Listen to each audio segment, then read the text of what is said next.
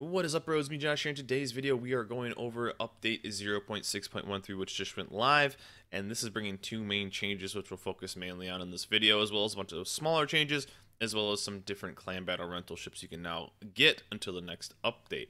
So let's kind of dive in really quick. There is some small graphical changes, improve light on islands, improve all tier rendering, very small stuff. So also, guys, all the Halloween stuff is now gone, so if you guys missed that, missed your chances to getting the Halloween crates, I think you might still be able to buy them in the store, but for right now the actual operations are gone and the ports are gone.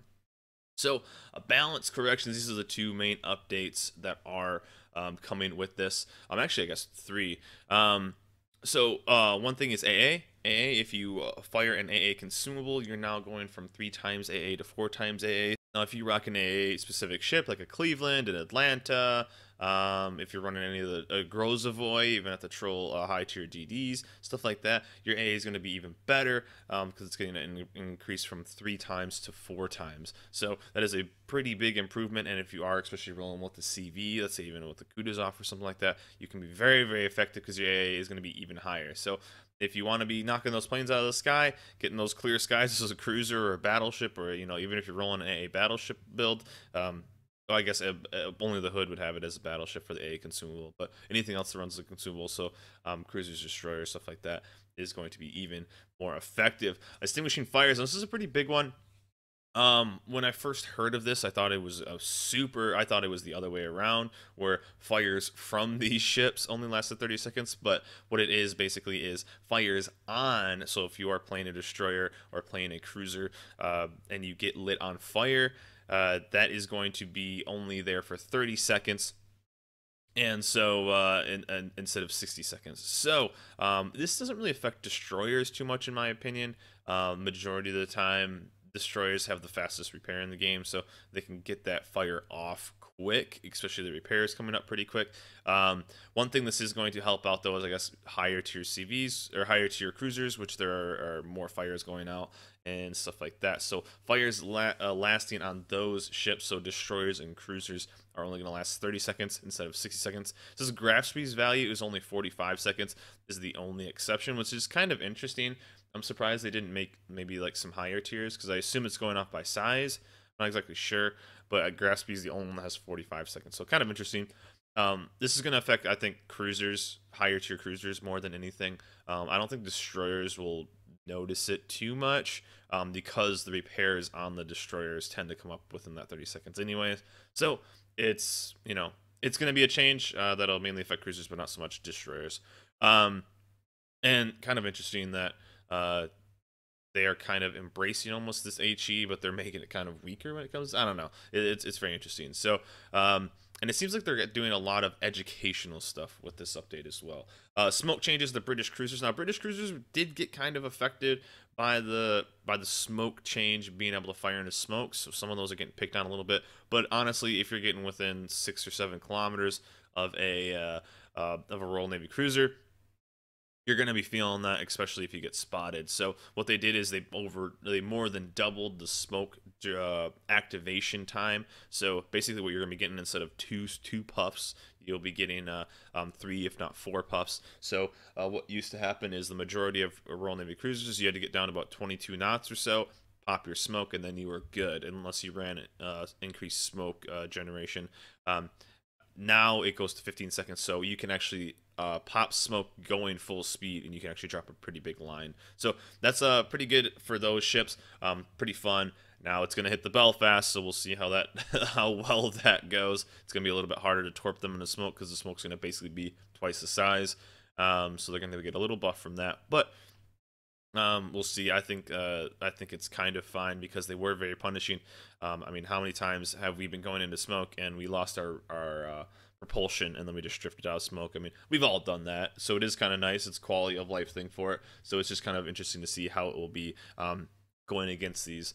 A little bit tougher to hit inside. You have a little bit more movement, especially if you still go with the bigger smoke circles. You're going to be pumping out a lot of smoke. Can actually be an effective teammate when smoking up certain teams and stuff like that. You can actually smoke up an entire alleyway, like a destroyer would. So pretty effective for that. Now here's the AA thing. So instead of 3 times, 4 times, that's going to be pretty good. I'll put a link in my link in the description for the AA Sims build. Basically, that got even stronger. So pretty insane. Um, so yeah, they've improved the effectiveness of defensive fire consumables for all U.S. and CV destroyers as well as Lo Yang. I always forget that Lo Yang has the AA ability because I mean honestly why would you take it? Why wouldn't you take that over the Benson kind of? In that situation, you want that insanely good sonar.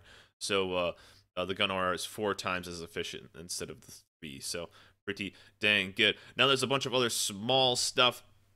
The tier T-22, which is known as being this basically kind of a turd when it comes to destroyers. That's getting a bit of an increase, so a bit stealthier. I mean, lower detection from the sky, but gun firing range is reduced. So there you go. It's gonna be a better torque boat, which is good. That ship needed a little bit of love. Some reload increases. So the Podvoski, the tier 5 Soviet destroyer, that's getting an increase. The Karav, which is either the bane of everyone's existence going through this line, or people love it. One of the two. It's either hot or cold. That's getting a reload increase on those big caliber guns. The the Crispy Crim's getting a bit of an upgrade on this, so a bit faster there. Nicholas as well. Some torpedo arcs. And then it's kind of weird that they're actually even touching the Iwaki Alpha and the Arkansas Beta. So the Iwaki Alpha is going to get hydroacoustic, so it has smoke and hydro. Kind of interesting. And main battery firing range is increased a little bit, so improve the ship's playability. That's one of the first cruisers besides the Royal Navy line that had smoke, so pretty interesting ship. And Arkansas Beta, I don't think it really needed a buff. This ship's really good. It's one of the only ships at tier 4 I think that can get like the high tier upgrade, and so it's getting a bit of a secondary buff, which is fine. And then there's some like the tier 2, tier 1, which I mean, if you play those tiers, that's awesome. But there's some little changes there. I don't remember the last time I honestly played a tier 1. Clan battles, so rentals. So if you guys played up in clan battles recently, it was the Zao, the Shimakaze, and the Gross Kerfers, which in my opinion all weren't super competitive. I think out of all of those, the Zao was probably middle ground for cruisers when it comes to clan wars. Now there's some very, very competitive ships coming out for this update. Remember, each update is going to have its own set of ships. So the Hindenburg is out, which is arguably the best. It's up there. Moskva and Hindenburg are 1-2 basically, in my opinion, for cruisers. For clan battle, so very, very good ship for that. Grozovoy, interesting ship. Since there aren't any planes, it's not as effective as everything else. But I mean, it's an alright ship, especially if you don't have anything at tier 10. You can definitely play it. And then Montana, which I think is jumping out to be probably the fan favorite. It's a very, very effective ship. Pumps out a ton of damage. So this is going to be a lot better than, I guess, the GK. The GK is just basically also very good, but it's just so big, pretty much. Big, high detectability.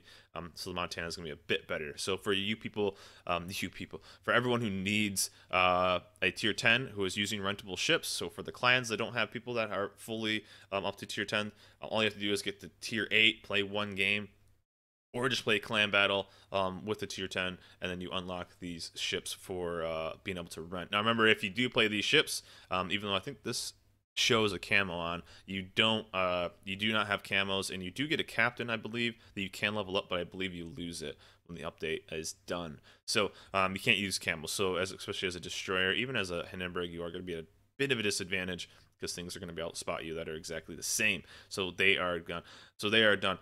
One thing that's also kind of cool, they're doing a bunch of small little updates here, is it seems like Wargaming is really, really getting on to the educational stuff. So for newer players, we're going to see stuff like additional information coming out for newer players. So, which is something I figured a lot of people do. I don't know that they do anything for CVs. I would love to see Wargaming do a CV campaign to start playing the ship. I would love that, some more information.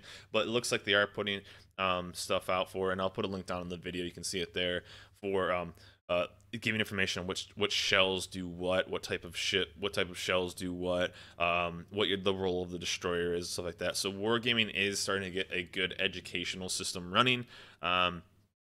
In the game, so we'll see. I would love to see some kind of like early campaign instead of just playing co-op and throwing people in, a bit bit more of a training process, a little bit, not too much. A lot of graphical changes here, small little improvements here, some HP increases and stuff like that. Nothing too major. The S6A haul, stuff like that. Small little changes, but new content. Ships, there's a lot of new ships coming out. I don't know if you guys have been around at all. There's a lot of new premiums coming out. So there we go. Pretty excited about a lot of these. The T61 seems pretty interesting. And of course, the Italian ships. These are kind of like the wild cards because like the Caesar at tier 5 BB was a lot of fun. I haven't really liked the Duca so far. It's very kind of, I don't know, the short range kills me. So we'll see what everything else is going to be for here. I mean, we're seeing another Italian ship, so that'll be kind of fun. We'll see. It's a cruiser as well, so we'll see what it brings to the table. And first French DD is gonna be kind of cool, and another IGN battleship. It seems like IGN is gonna have a premium battleship for every tier. So there we go. And of course, remove content for the Halloween stuff. So a lot of little stuff. Like I said, I'll put a link down below to this and the video, and you can see Dash will let you know everything that I have missed, but I just don't want to dive into kind of all the smaller stuff. So the main changes, though: new ships for clan battles, smoke changes for Royal Navy cruisers, and then the fire changes for the destroyers and cruisers, as well as AA changes. So pretty interesting stuff coming in this update. I know they're going to start pumping out updates a decent amount, and also yeah, but that is it for this video, guys. 6.13 is live as we speak right now, so hope you guys get out there. Remember to update your game, and we'll see you guys out in the seas. That is it for me, guys. Remember to like, subscribe, and I'll see you guys next time.